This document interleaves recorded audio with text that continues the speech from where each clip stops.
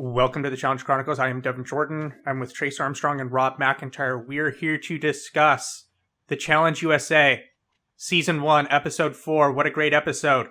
If you are watching on YouTube, we would greatly appreciate, this is the first time I think we've ever asked this, if you would, maybe the second time, if you would like and subscribe. We're trying to, or at least I am, trying to make more of a push on YouTube since we've never really done that before. Rob has said, and I told him he didn't need to do this, he will eat two cockroaches live on air, live cockroaches, if we get up to 1,000 subscribers by the end of the season. So I don't know if you have this many Robs in your life. That you have other people who are willing to contribute to this. Please make this happen. We all want to see it. Episode 4. I thought this was an incredible episode. Best of the season? I thought so. Probably. This was great. Probably. I think both these past 2 weeks. I mean, I think all the episodes honestly have been very good. I don't think it's been a dud yet. But yeah. I would have this way up there. It was great. So, Trace, what did you think? This is and then I'll ask the first question. You can have a format that is not complicated and have an incredible cast that makes the show good. This cast is making this show. And it just shows why the flagship show is in the situation it's in, is because they keep casting the majority of the cast as just shit. Okay. Let's get down to it. Was this move by Kyland and Alyssa the right move? It was definitely an entertaining move. Yes. But was this the best move for their game? If they're looking to win, I don't think so. I would agree. I don't think this is a great move. What does this really accomplish? And what does this do for them? Right? Because I don't know if from an editing perspective, and maybe it was that Kyland and Alyssa didn't really give it to them. Like, why did they really want to do this? You know, unless it was just out of pure vengeance to get back at Xavier. That's what seems like a lot of it was. So first, a quick background on their story from Big Brother 23. So Xavier obviously won the season. He and Alyssa were very close, but they had this cookout alliance that had formed amongst African-American members of the cast. Alyssa was not part of that. So she was eventually backstabbed by him and the rest of that alliance towards the end of the game. Kyland was also voted out towards the end of the game. He was under the impression he and Xavier were going to be the final two. And Xavier voted out Kyland because Kyland was the one person of the 4 remaining who had enough equity where it felt like he could win. And then he encountered a huge blow up where Xavier is the caretaker for his nephew because his brother passed away recently. And Kyland made some disparaging comments about how he's setting a bad example for his nephew. And then that led to a very heated clash between the two of them. So there's been fireworks between Xavier and both parties, obviously. I think it just comes down to petty revenge is what they wanted, especially Alyssa. That's very much what it seemed to me. My thing is, like, even if he's not in your long-term plans, to cut off a Big Brother person so early, I mean, that has to set some alarm bells off for the rest of the alliance, right? It's too soon, right? Because I think it's way too soon because for all intents and purposes, Xavier wanted to work with them. And Shan seemed like someone that was willing to go against the Survivor Alliance, which is also something you want. So you essentially hold on. You essentially took away 2 people that could potentially be working with you. And if you're worried about going against Xavier in the final, we've talked about this before, and they may not be aware of this yet. Who cares about who you're running against in the final? Because anyone can win these. And my thing is also, like, if you have a cutthroat person in the opposing alliance, I don't see why you want to get rid of them. Like, because the thing is with Shan, it's like, oh, she's a cutthroat player, she'll cut off anybody. You want that person to be in the opposing alliance, and you'd much rather get rid of the people in the other alliance who are going to be loyal to that alliance than someone who's a bit more of a flight risk. So I Trace, go ahead. Spot on with the move and the reasoning, I think, behind it. Number one, I think for Kyland, this was just straight up revenge on X. I think this was exactly what he wanted to do. He is a threat. Even if he's in your alliance, he's a threat. And I think that because of the way the algorithm works, too, and the way they're doing this, if you have someone you definitely don't want there and you've got a chance to take a shot at them, you have to at this point. And this is one of the things we've complained about in the past, like, hey, you've got a chance to throw CT in. Why wouldn't you? Who cares if you're working with him? You've got to get rid of him. This is the same kind of thing. It's like you don't know if you're going to get another shot to throw him in. So if you're going to do this, you got to go all in. And then you also get the bonus of Shan, which I hear you saying she's a part of the other alliance, but we've already seen where the other alliance is like not real high on her either, and no one trusts her. No one That's trusts her, good, including though. the Big Brother people. Yes. She's making overtures to Big Brother. So, like, Well, but if you have someone in the game who you can't trust and they're unpredictable, you take a shot and get rid of them too. I think it was the right moves.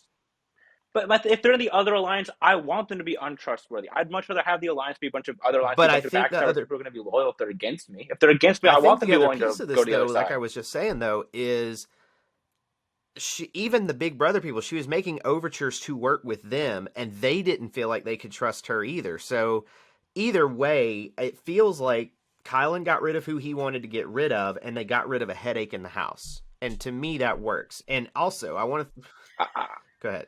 I think this was. Sorry, go ahead. I Okay, know you're done. the Go ahead. other No, piece go of ahead. Go this ahead. too is I think Shan's real colors came out. Did you hear her exit interview? Oh my God. I just want to read Yes, this for I people, did very much okay? hear that. She was shit talking Angela, and she basically said, Shan said nobody liked Angela, probably because she's hard to understand because of Botox and lip fillers. She said Alyssa is too dumb to pull the move off Jesus. herself and blames Angela for it.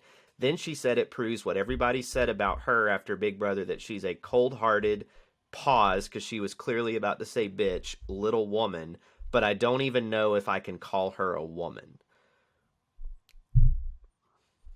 Yeah, that's funny to me when somebody says, "Oh, they're too dumb to think of this move." They also think the move itself was dumb. So I don't understand how those two things like work together at that point. I mean, yeah, she clearly has. She's a I great think she's a good character, but character, I honestly. definitely With wouldn't somebody want willing her to to be play. that, I wouldn't For play sure, with yeah. her. right, Like, that's bitter, the thing. yeah. Like, I would not trust her at all. Now that we've I think talked they through should have this, shot. They should have voted in Tyson. That's what they should have done. now He's that got we've talked Kayla's through appointment this, who's not attached to either of them. Throw him in now. I mean, I think it's pretty clear that. So I guess we can talk about this. One, I think it was a terrible move. Or now that we've talked through it a little bit more, I don't really get how it makes much sense. But from an editing perspective, it was definitely interesting that they showed Kyland and Alyssa go to Tyson and essentially ask for approval to do this, or ask for input on it. And then two, they also showed them go to Alyssa and get her approval. I think that was depicted in a way that You it mean was. Angela? Oh, Angela, excuse me. They went to Angela and asked for her approval to make this move, and she said she gave her blessing. Because, rightly so, she said, if they do this, this gets the heat off of her. And I think this really does kind of depict, from an editing point of view, that Tyson and Angela are, if they're not in the driver's seat, they're one of the people steering the ship. The fact, the Tyson thing. So you think that was them getting approval to I do think it? they. Kind of, or getting input. I'm not necessarily approval, but input for sure. I thought what that was for them to try to cushion that relationship. Say, hey, we're not targeting you. I We're gonna go actually- with this route instead. Is that okay? Like, I think that's kind of they're just trying to build a relationship. I Rather than actually go the other way with it. I think they were No. making sure that he wasn't going to come after them for going after a Survivor player. Like, hey, this is what we're thinking about doing. So if we take out Shan, would that upset you in any way, shape, or form? And in Tyson's confessional, he was like, are you trying to just play my game and do my dirty work for me? Because, yeah, this is great. Yeah, because I wonder how aware he was that Shan was somewhat distrustful toward him. Because we saw that narrative last episode. We may have seen a little bit at the start of this episode. I'm not sure, but we definitely got it last episode. And we saw that he did have some type of relationship with Xavier. So it does make sense, once you put that into context, that they would go to him and have a conversation. Yeah, I'm curious as to who Shan's top allies she did consider to be in the house. I don't know that she had that I many don't think strong she ones. did. Even though we knew who was going into elimination 5 minutes into the episode, they were very transparent with it. They were. It was still an incredible episode, I thought. Yeah, like, because they didn't really even seem to like give much of an option B to Xavier and Shan. It wasn't like they were like, oh, maybe they'll put in this team. They put out Cinco and Shannon. That was definitely on the table. Okay, it seemed fair. like. What else do we want to talk about here? We can talk about. So let's talk about the elimination. Since we're on the subject of Shan and Xavier right now, what did we think about the decision by them? I guess, one, what did we think about the elimination as a whole, the premise? I thought it was a good elimination format. I thought it was very good. And then two, what did we think about the decision by Shan and Xavier to take the penalty, have Xavier knock out all the glass on his own, not have Shan knock out her pieces, and take what amounted to be a 50-second penalty, a net 40-second penalty when you factored in Justine and David's 10 seconds that they were penalized. Was that the correct call? Well, so it's hard to say because we never saw Shan try to break anything. So how good would she have been at it? We don't know. I have a hard time buying that she would have taken that much extra time to break it. It didn't seem like it was that hard to penetrate. So At all. I definitely would. I at the very least have her try to start, right? And then if it's going poorly, you can say, all right, Xavier, go ahead and smash everything. But to not even have her attempt, seemingly, I thought think that it was an a bad move. interesting strategy. It just didn't pay off. I mean, I don't think I felt like Shan probably said, I can do the puzzle really fast. I have a feeling that's what it was. And probably Xavier went, okay, well, I'll just smash all of these things. We'll hurry up, take our penalty, and you better fly through this puzzle. Because I feel like it would have taken, maybe it wouldn't have, but I think from their strategy and their, plotting, to how they're going to do this elimination, Shan probably was nervous about, I don't know that I can do this quickly or do it well. So Xavier's like, well, fuck it. We'll just do it this way. It just turns out that who they went up against, they did the puzzle really fast. That's the break sometimes. What was it? Well, what I thought was interesting was that, well, we heard from Derek well, it wasn't necessarily from Derek. So we get to elimination, and Derek signals to Alyssa, don't put in Xavier, because based off of his input, Xavier is good at puzzles. And that's why he didn't want to see Xavier go in. He thought he would just go in, win, and come right back. My real question, though, is how much of a factor was that penalty in deciding who won? Because based off of the way that it was shown to us, the audience, it seemed like that penalty didn't really come into a play, and both teams took a little bit more time to do the puzzle than that penalty actually would have mattered. So you think Does if that you make gave sense? Xavier and Shan 40 more seconds, they wouldn't have gotten it? Yeah, so if they both started at the same time, I don't know if they would have won, right? And I don't know. who knows? Who knows? That was kind of the way that it was. I thought it was It shown. seemed like a pretty simple puzzle, though. But I would have been interested to hear from the people who were there how much of a difference did that time penalty actually make. Yeah.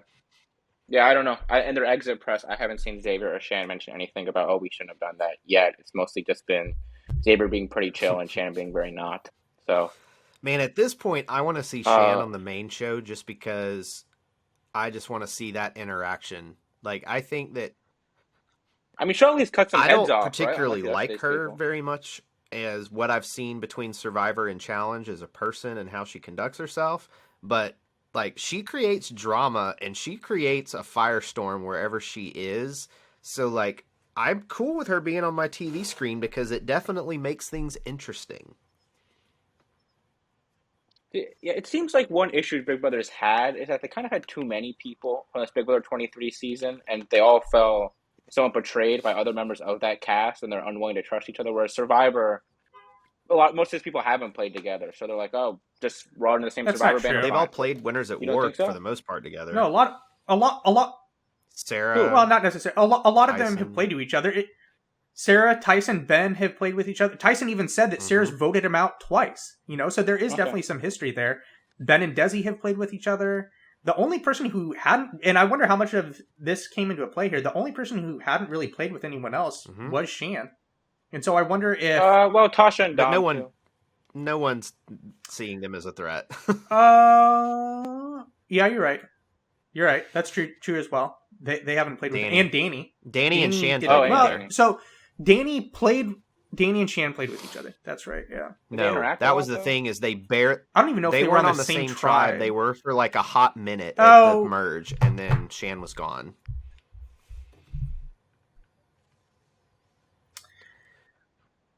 But yeah, so I mean, it really does seem like between the Survivor Alliance and the Big Brother Alliance, the Survivor Alliance is much more stable of the two.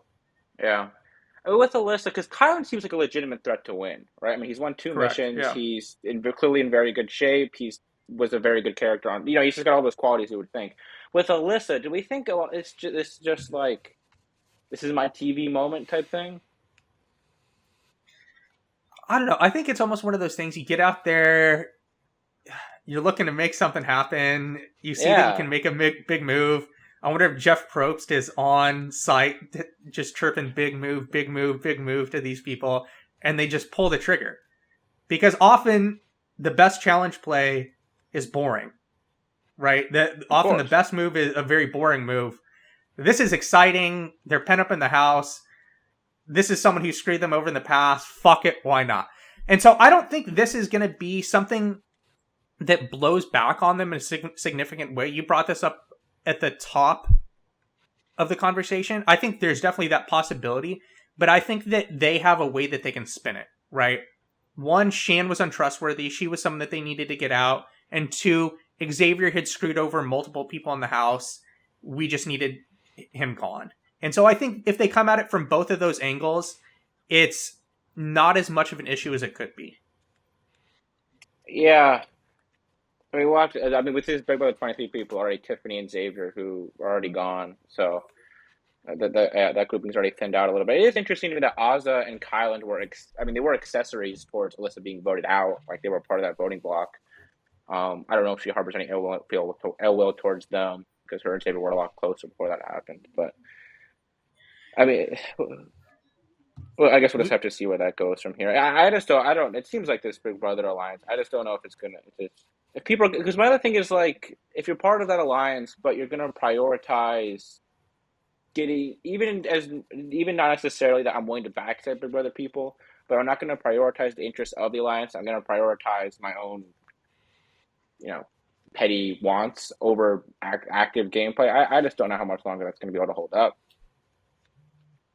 We finally had an Ozza sighting this episode. She had been pretty much invisible Yeah, the she's last been the two one of those groups episodes. that's been not happening.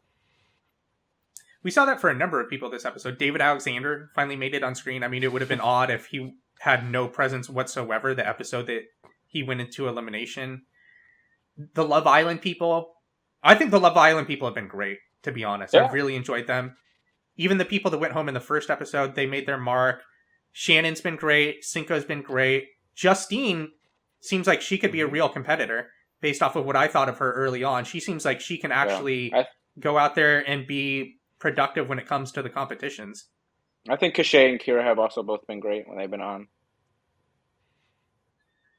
So I think it's funny because I think they have been. I think this whole cast pretty much has been firing on all cylinders. To be honest, we have enough differentiation amongst everybody where people are distinct, but I think they've also, for the most part, everybody's come to play. And even those that are not going to be great to come to play, they're still entertaining in their own way. Like the bizarre Leo and Cats thing in this episode, like. Yeah, we haven't even talked Oh about my the trivia gosh! either. I wish that they would do. Let's talk about I the really mission. wish they would do trivia more in this format in the future, where they have the way they did the losers bracket and the winners bracket, and the way they would flip between the partners each round. Like it made it go. It was really funny, first of all, and then it just seemed to flow. Like I feel like what they're doing on Challenge USA is hitting a home run in terms of introducing people to what the challenge is, and this cast is making it excellent. Like just such great content. It was a little long. I enjoyed it, but I thought it was that the rounds were a little much.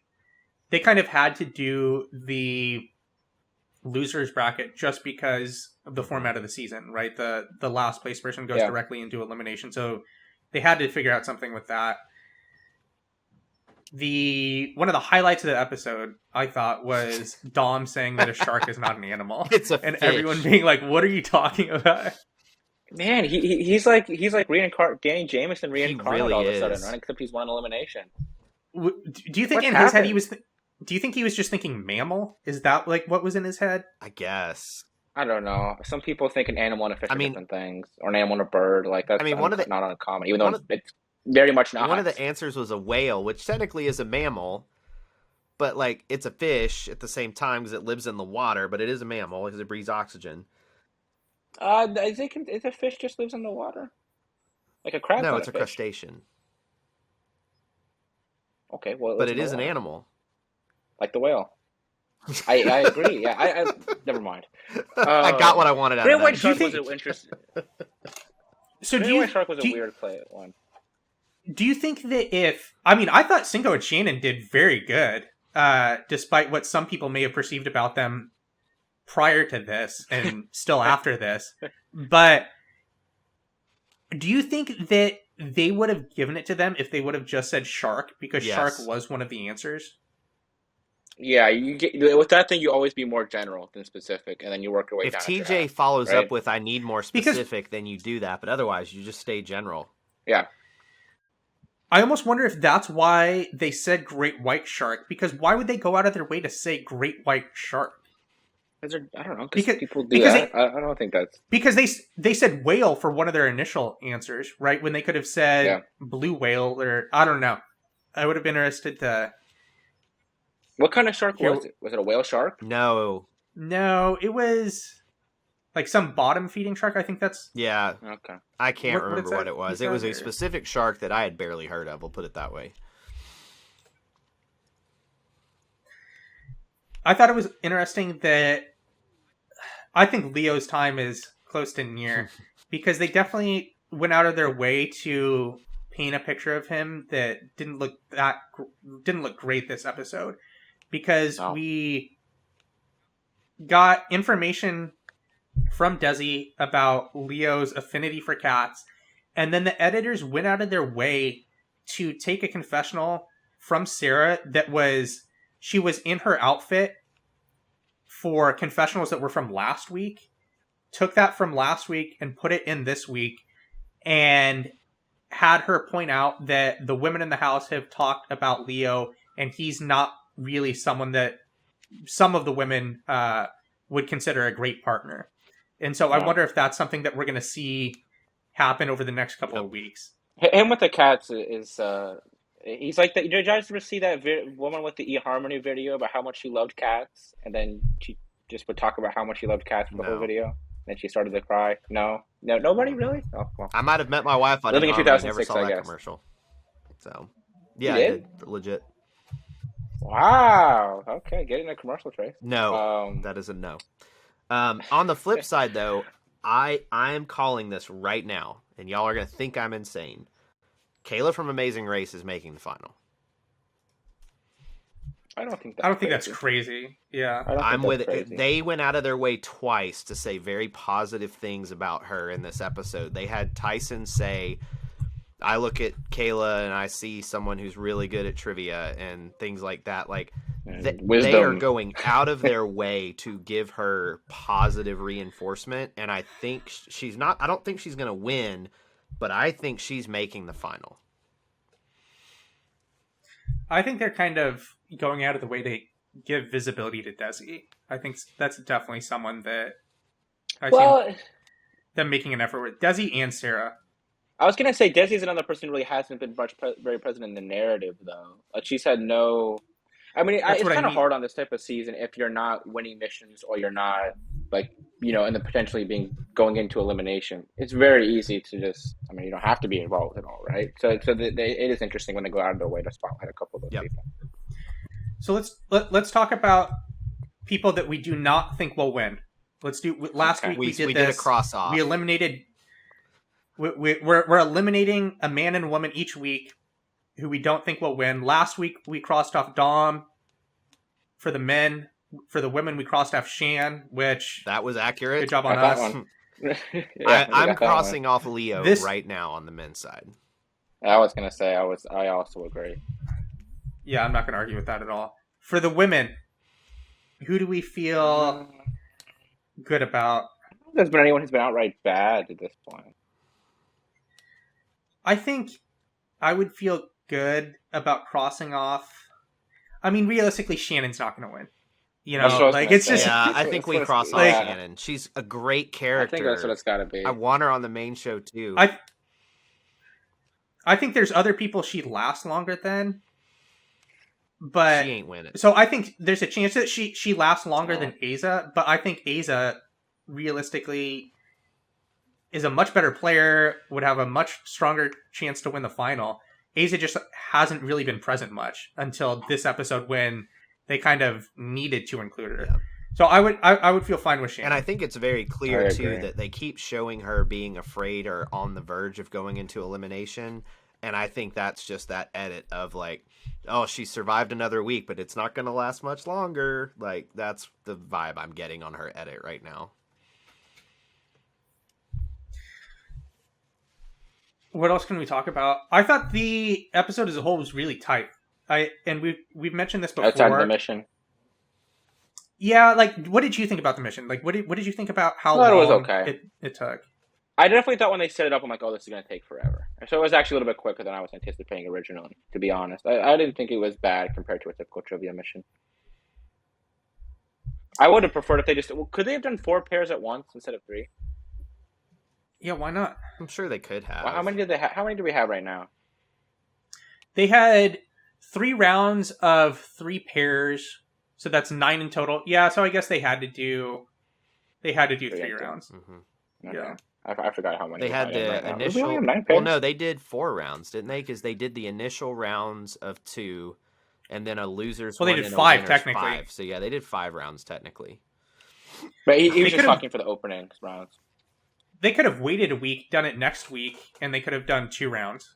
And I think that, That may would've have been helped. Yeah, That would have been it good. could be too that they're saving some of the more spectacular challenge type stuff, and they just want less people around to execute those. So this was a good week to do trivia for just. Yeah, I mean, you logistical just need a purposes. tall building, right, and have people walk off, but it's not that hard to pull off. Yeah.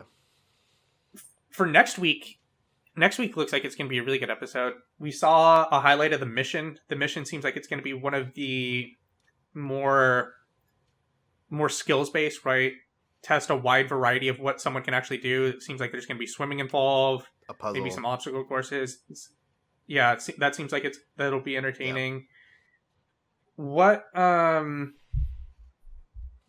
to think, what else have we not talked about to this point that we really want to mention? It's much easier to talk about these episodes when they're ones that we actually enjoy. We like. Yeah. I don't know. I think I hit don't the know if high I agree with points. that. Kevin, you like to get angry a lot. I'm not gonna lie. I said when I say easier, I mean easier in the sense that it's less time, right? I mean, we're 27 minutes in, and normally I feel like when we're bitching about stuff, it's an hour later, and Yeah, we it gotta is. go. Yeah, no, like yeah. I really can't criticize anything in this episode from a negative standpoint. Like, you could get nitpicky, but we would just be nitpicky for the sake of nitpicky. Like, the episode moved great. The daily was good. The elimination was good. The political stuff was good. We're getting an idea that there's a lot more shades of gray in these alliances than we thought there were. So it's really setting up for, like, some really good storylines on top of the competition aspect. And that's all I really want in the challenge. Just make it interesting on the way there, you know? This has been really good. I have something we can talk about. When Alyssa and Kyland talked to Xavier before they went into the formal deliberation. Well, I guess this was the only time that they really showed them talking to them. Alyssa and Kyland talked to Xavier about their options, and I don't know if Xavier could kind of sense that his name was on the table more than the editors actually tried to depict his awareness of it. But he said that if they put him in, he was essentially going to come back scorched earth, right? Work with Survivor and try and get them out. Do you think that was... And immediately after that, they show Alyssa being like, oh my god, should we do this? Is this the time? Is it too soon? Do we think that the way that he communicated with them and the way that conversation went influenced in a appreciable way the decision that Kyland and Alyssa made? Well, so logically, it should go the opposite way, right? Logically, if somebody is going to be opposed to you upon coming back versus being somewhat neutral, it's less of you're losing. There's less relationship you're losing there. But I mean, these people obviously this is a very emotional decision by Alyssa and Kyland. I think even if you don't dislike them as much as Devin and I do, you have to at least agree with that. So with that being the case, I mean, it might have been better to just kind of buttress their egos and be like, hey, whatever happens, we're still cool, yada, yada, and just try to massage the relationship as a whole. Yeah. I mean, realistically, Tyson was really happy with the decision. So, like, X can say he's going to work with Survivor, but would they work with him? If anything, he would have had to just make up with Big Brother to survive, because Love Island's not got enough numbers. Amazing Race definitely doesn't have enough numbers. So, like, you might have an unhappy Xavier, but, like, what choice would he have if he came back? Well, He do we think really there's a wouldn't pivot have. point at some point? Like a pivot point alliance-wise at some point where, I mean, I don't know how much the fabric of show versus show is really going to stick from here on. Like, it seems like Angela might be Tyson's closest ally in the house, and they have as much power as anybody. I do think there's eventually just they sort of make some sort of grouping amongst the power players in the game and just kind of push out the outsiders, and it's not really based on show. I don't know. I think we've still, to this point, and all indications point to that the shows will stick with each other, at least when it comes to Love Island and Survivor. Big Brother, it seems like they're fracturing at the seams. They've already lost multiple people out of their alliance, just turning on their own. But Survivor, I don't know if and the only person that really seemed like they were ready to turn their back on the Survivor alliance is now out of the game. So, yeah, I would say Dom made a lot of allusions towards targeting. Yeah, Tyson but Dom has no power, and nobody views him as a threat. Well, I mean, we can say that. You never know what somebody can. What if it's an eating competition and Dom wins? let's talk about that. So, multiple times this episode, we got Dom in moments pointing out that Tyson, did he say thinks he's one of the strongest people in the game, or is one of the strongest people in the game? I don't know. He said he is his strongest competition. As in, when Dom sees himself as king of the hill on top of the mountain, Dude. Tyson's the Highlander who's going to be opposed to him. One of you said it earlier. Dom is channeling his inner Danny Jamison this season. Like, he is crazy, borderline delusional on his spot, and he makes dumb mistakes that a rookie would make, and he should know better. I'm like one of the 4 people who enjoyed Ghost Town. He was very good on that season. He made a lot of people thought he should have won over Wendell, and that he was the real brains behind the operation. But it's not carried over so far. That's at least Survivor. On this is the challenge, and he is not working the strategy right in this show. I mean, so I don't think targeting Tyson's a bad move. I just think if he really perceives it, it's not a bad move. I think the problem is that, like, if he goes after Tyson, he's running a huge risk, because right now Tyson and Angela are working together. Tyson is wary of Sarah, but for now they're sticking together. To me, I think Ben and Danny are happy to hang out with Tyson and ride that coattails for a while, because Ben is playing the challenge a lot like he did Survivor. Like, he's visible, but he's not making any waves, even though he's a little nutty at times. But he's accurately navigating all of this. They're fine letting Tyson be the face and the shield of what they're doing. So, to me, Dominic trying to throw Tyson in is going to upset other people's games. So he has to hope that they're actually being legit with him versus just, hey, don't screw this up. And I think that right now they would view it as Dom screwing it up. My thing is, he has to take risks. If the game goes as it's going right now, he's going to lose very, very quickly. If he's ever in a position of any sort of power, he has to do something. Like, he can't just have this thing coast to the end, right?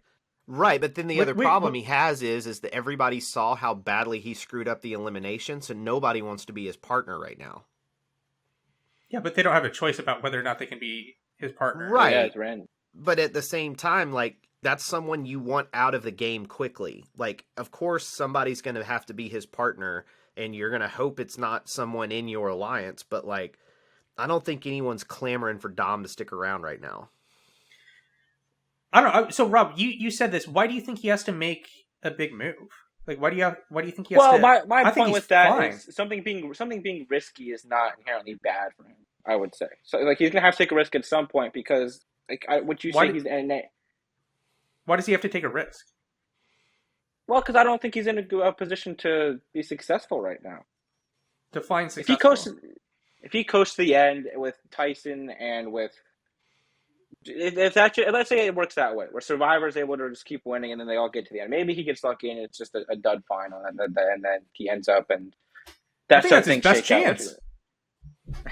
Maybe it is. Because he seems like there are random things that he's good at from a competition perspective. Yeah. He's got a construction background that comes in handy in a variety of things. I just don't see See, him performing super well in this swimming competition that's coming up. For some I don't reason, know.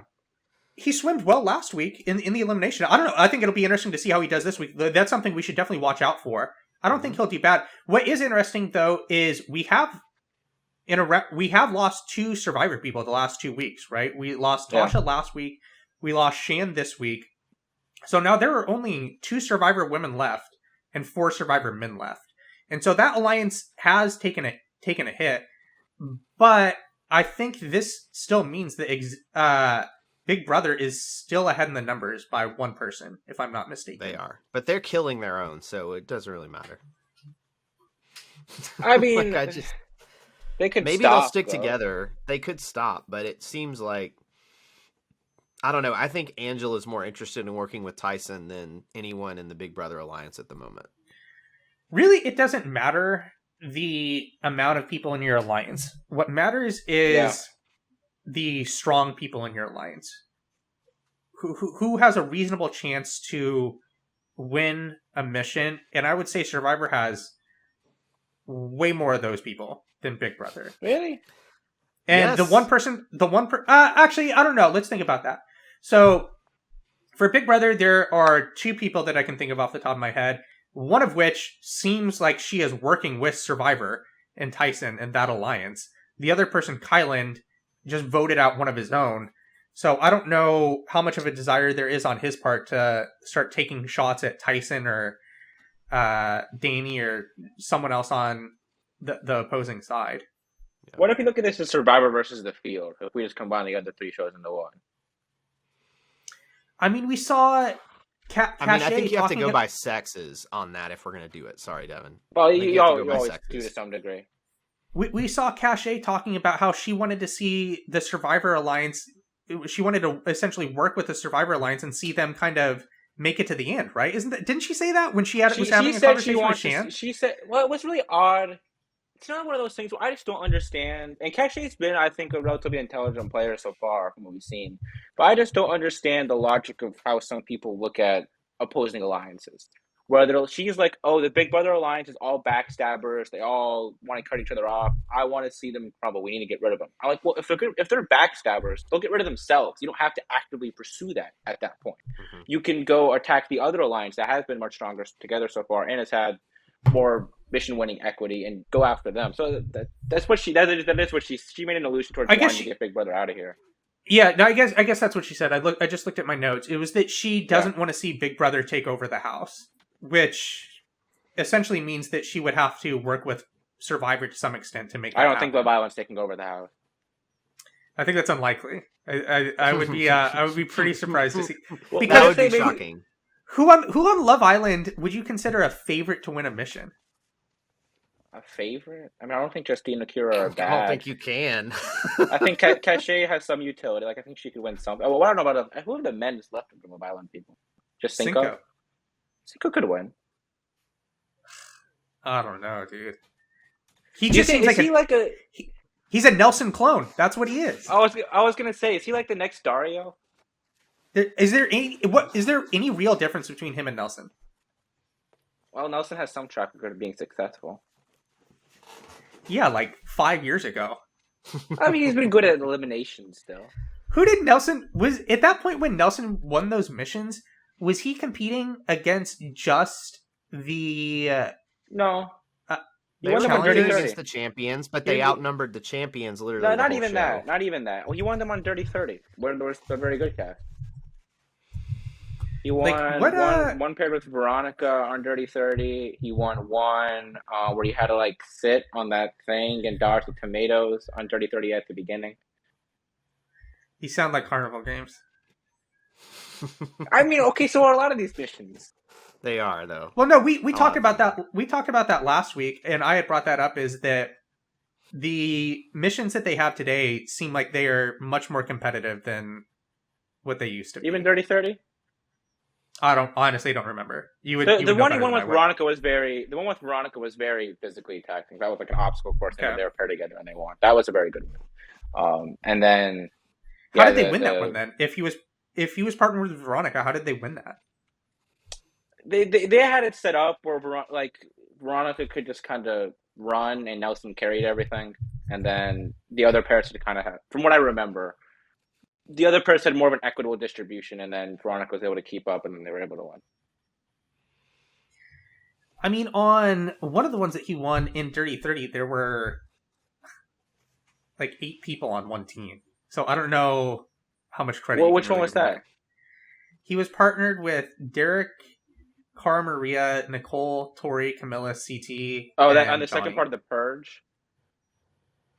Oh no, that was. I have no idea. I don't remember. We're getting way off track. Yeah. I mean, which is fine. Yeah. If to answer your original question, if you were to take Survivor against the field, I think that the Survivor men would be a heavy favorite. And I think as of where we sit right now, you would probably take the Big Brother women against the field, even though Sarah, I think, is probably the best physical competitor they have left. That's just Angela, on the Survivor side, but there's a couple of the Big Brother females, I think, that could pull off the win. Who do you think beyond Angela is good amongst the Big Brother women? I think Alyssa might not be terrible. I mean, that's not great here, Trace. But I think that you've got 2 potential winners there, whereas on Survivor, it's Sarah or that's it on the. I side. think Desi's. I would project Desi to be much better than Alyssa. Definitely. Okay, that's fair. I would just have a hard. I think the Survivor men as against the field is a much like that line is high. You know, I mean, you it would take a lot to take that bet. Whereas on the female side, I think you could make arguments for either Survivor or Big Brother winning this. And there still are some people who I feel like we just don't know. Like how good is Enzo? Dude, he hasn't even been on TV. Well, that's my point. Yeah. Did he get a I confession? haven't even really given him an edit of positivity either, which doesn't bode well for him in But this. they're not negative either. I mean, the one thing we know is that girl tried to make out with him, and he said no. And then that wasn't even on We're just TV. getting nothing. We're getting nothing, whereas other people were at least getting something. All right, so guess I'm bringing up the confessional accounts for this season. Enzo is dead last of the. No. So he actually isn't last. Guess who is beneath him? He has 7 confessionals. There are 2 people remaining in the game that have less confessionals than he does. Yeah. Cinco hasn't had a lot, has he? Cinco is down there. Cinco is beneath him. The other person we've already talked about and his lack of visibility, so you should definitely be able to get this. David, yeah. David? Yeah. Like David, I mean, I think all of his Invisible. confessionals were pretty much from this episode. So on the season, he's had 6 confessionals. And he had... Hold on, listen to this. On the season, he had 6 confessionals. Guess how many he had this episode?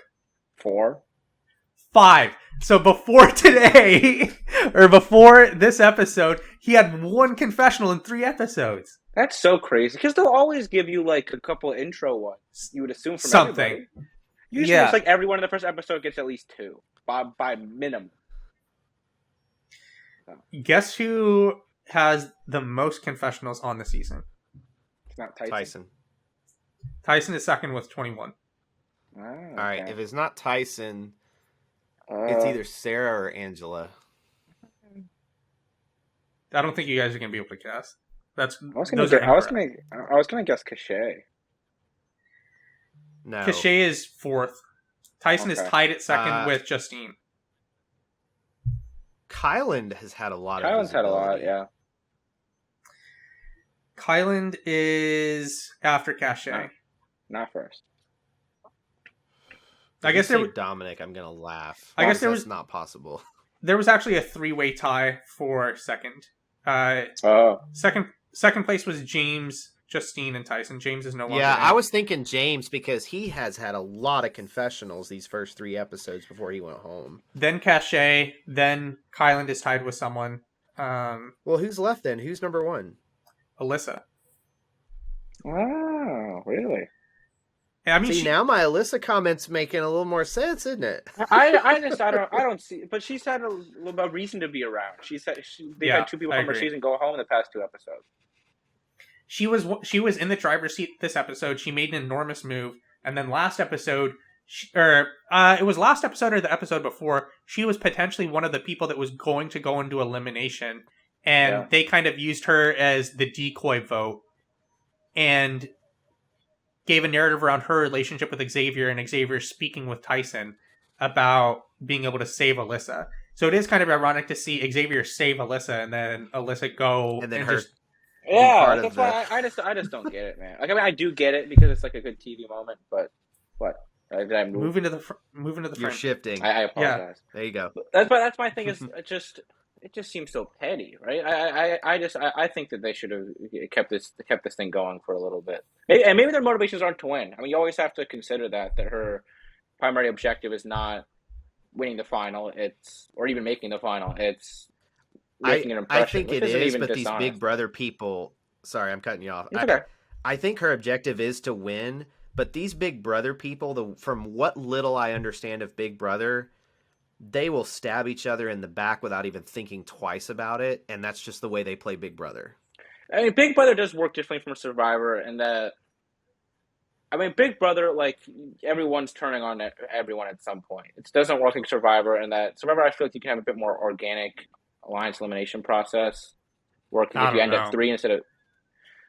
Like, I think in Survivor, the way that they play the game now, the best thing to do is pull off a crazy ass blindside near the end of the season if you last that long, because that's what people remember at this point. I mean, you just got to make a big move, and then once you make on it, I mean, this is what I heard Tyson say. You just got to make a big move at some point, figure out when you're going to do it, and then once you do that, you just have to be able to be prepared to, like, hang on as long as you can, until the end of the game. So, are we done with everything from episode 4? And we can do some listener emails now that we didn't get to in part 2 of our email episode. Which, sure. I got 5 minutes, so we have 5 minutes. Okay, let's do these real quick. If you'd like to listen to part 1 and part 2 of the email show that we did, you can go to patreon.com/The Challenge Chronicles, subscribe for $4 a month, get a bonus episode per week. Let's finish the ones off from Discord. I think we have 2 or 3 here. This is the second question from No Quitters Pod Stat.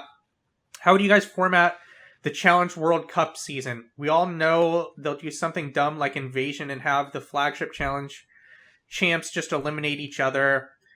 Who would be your ideal flagship cast members? So if we assume, let's say we just did the 2 winners from each show, and we assume it's 1 man and 1 woman from each show. That's 16 people, right? Or no, it's 8 people. Mm-hmm. It's 8 people from the spinoffs. So that's only 8. So you still have a lot of spots to play with if you want a full season, which I would assume they will. So do we think? I'd probably do those 8. I'd probably pull another 8 from those 4 shows. Maybe not even exactly, because I don't know how many people are going to try to be big enough takers and want to come back. Well, about that many more, and then that leaves 16 spots for regular challenge people, which is probably more than they'll do, to be honest. What I think they should do is do 8 people from the main show and 8 people from All Stars. Yeah, those songs are so blurred, though. Like, is Wes from All Stars or the main show? I think because he just won All Stars 3, you would say he's from All Stars. So I would say you pull in the 3 winners from All Stars. So you got MJ on Wes, MJ. I mean, he's a champion. But so are Wes, I would MJ, and Yes. So do Wes, MJ, and Yes, and then you throw in either Derek or Brad or Mark Long as the 4th slot. And then you grab John A. Well, I guess John A is technically the only female winner of All Stars at this point. So then you got to find 3 other people from All Stars on the female side.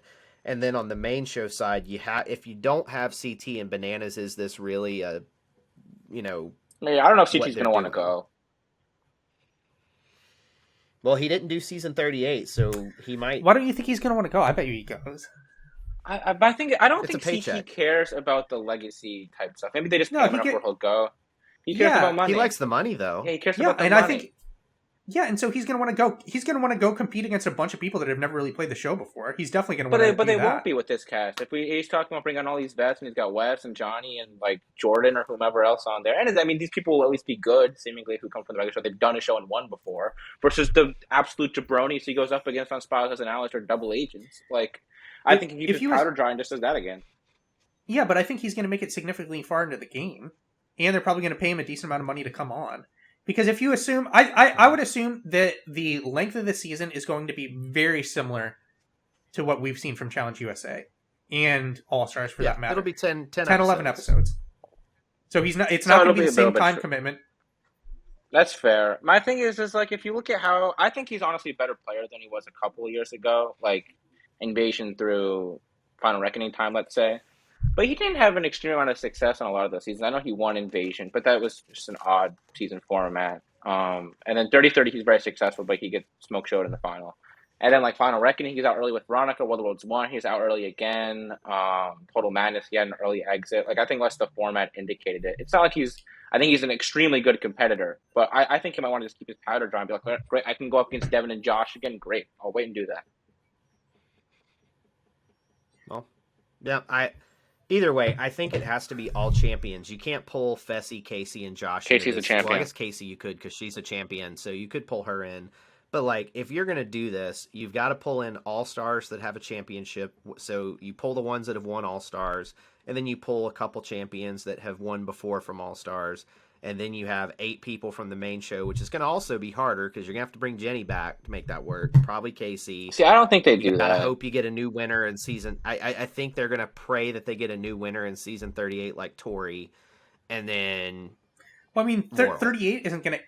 Do you think 38's going to air before... I guess it probably will. Yeah, because they're filming. But I have heard that we should not expect... I have heard we should not expect this to film till November at the earliest. The winner's show? I mean, that's pretty soon. Yeah. Oh. Yeah, that is honestly well, they still haven't finished Australia. Australia is either filming right now or is about to start. And we still don't know what's going on with UK. If it was filmed, was it not filmed? How do we not know? I heard Argentina may have already filmed. It's honestly odd to me we don't know. So, like, they've got to air all these things. Because Australia, we had pretty so, big leaks from. I think UK would have been easier to get leaks from than Australia. I mean, I think for a number of these, they're going to air concurrently for a lot of the foreign ones. They probably will, but they can't film. They could film a little bit of it concurrently because I heard that a whole different production team is filming the Australia. There's just no way they would be able to film all of them on their own. There's no way. They have to do them. No. I don't think they filmed Argentina on their own either. My thing is, I don't want them to be that restrictive with the format. I think that's my main thing, honestly, with the cast. I want them to obviously make a very good cast, and it would be best if they had some sort of standard that they're casting people by. But I think a lot of their casting problems come from, we need X number of this or Y number of that. Like, I think you take the 8 people who won the shows, if there's a couple other big standout characters you really want to feature, throw them on too, and then, I mean, do you think they'll want a full, 32-person cast? No, we talked about they're going to keep it short. It's Paramount Plus, so it's 10 It's going to be the same. It's 24. It's going to be the same size as an All-Stars cast. Okay. If that's the case, maybe we do Anyway, keep it going. Sorry, next question. I got to go. Well, we have 2 more questions. I don't think we're going to be able to get them done now, but I have one more topic that we can discuss if we have time. Do we have time? Okay. It's a quick one. It depends on what it is. But... The topic is someone in Discord sent out I think it was a tweet that Wes had where he talked about, has there been anyone that has been, I don't know if he said more impactful or contributed more to the show for All Stars than Nehemiah? And he listed off a bunch of reasons in Nehemiah. God. And someone said that I would say the answer is Steve Minke. And my response was, if I was actually thinking about it, and we look at this as like a per season thing, right? Because Nehemiah, he's been on 3 seasons. Per season? Or on average, right? I think Wes was talking about in totality. If it's per season, Wes would say no. Okay. That's what he would say. Like, I mean, come on. So in totality, who do we think the correct answer would be? I think it's Janae, but I think Nehemiah's honestly probably second. He did nothing this last season. Like, yeah, I would say Janae is the first. I don't know. I'm like, if you give me a good answer, then I'll agree with you. But I don't see who's second. Then it's not Derek. Dude, I think Ayana in 1 season I think did more than he did in 3. I don't know. How much did he really do the first season either? He was a pretty big character on the first season. Trace thought he was going to win the whole season. He went in elimination. Yeah, I did. I think if you look at it in totality, John A is one easily. Like she was the most impactful player in all 3 seasons, no question. Oh, I don't. The second one, I think you could make a case for Mark Long just because of him being producer Mark in season 1. And then in season 3, like he went in elimination multiple times, made a final. Like I think that, I mean, and you can't discount Mark Long either just because the show exists because of him. That's a different kind of So argument to me. it's hard to make that argument. To me, I think it's John A. one, and I think Nehemiah's two. I would be willing to hear an argument for somebody else. But I mean, I thought Nehemiah was basically the biggest character on 2, to be honest. I know Ayana. Well, I shouldn't say biggest character. Well, I think Nehemiah drove the storyline the most on season 2 by a somewhat significant degree. Honestly, Ayana was Sure. like a more sort of entertainment ratio type character. I thought Nehemiah drove the majority of the story. I thought on All Stars 1, I thought he was right in the mix for biggest character, to be honest. I thought Kendall was up there. I mean, Mark was kind of up there. Yes, didn't do a ton, even with the win. And Janae had a couple background moments. Like, I don't know who else. Like, the All-Stars 1 didn't really have huge people driving storylines. Like, Castella had a bunch of screen time and stuff. But he was in the mix as anybody to me that first season. And in the past season, like, he still had moments throughout the season. Like, he had this thing with Naya. Their relationship. He had stuff with Wes. He had... being pulled back and forth between the main alliance and not. Like, he wasn't a huge character. But I thought, with those 3 added together, I think he's second. I mean, I definitely think you can make an argument for Nehemiah. Now, looking through all the people, you can make an argument, but I can't make an argument for first. Like, it's John A. I think there's you no can. question. The issue is that how many people have been on all 3 seasons? There's not a lot. There's a reason why that's him, right? Like, that's part of the equation. Well, yeah, that's what I'm saying. So that's why I'm saying now, after like looking through it and like thinking about it a little more, I think you can definitely make an argument for him. But I mean, I don't know, whatever. Like, if he was never on it again, I would be fine with that. Nehemiah is Wes's best friend. Nehemiah still needs to make some more money, and Wes is trying to help his friend continue to get cast. That's what it is, and I appreciate Wes. Does Nehemiah have a job? Is this like his? Yeah, like, he main works source for of income? I don't know what it is, but he has a job. He works for a company that is part of Wes's incubator. I don't even know if it's directly related to the like, incubator. I think it might be a It is. It was a company that was part of his incubator. I don't think Nehemiah started the business, but he works for one of those businesses that came out of Wes's incubator. And he's also trying to support some family members, and so he was doing All Stars to help supplement the income to take care of some family members. So it's for a good reason, okay? Wes was trying to continue to get his friend another high-paid gig because just to show up for All Stars, Nehemiah probably got $25,000, $30,000. All right, let's get the fuck out of here. Thank you for listening, everyone. We'll talk to you again next week. Actually, well, if you're a Patreon, we'll probably do another episode at the end of this week. We'll probably talk to you again really soon.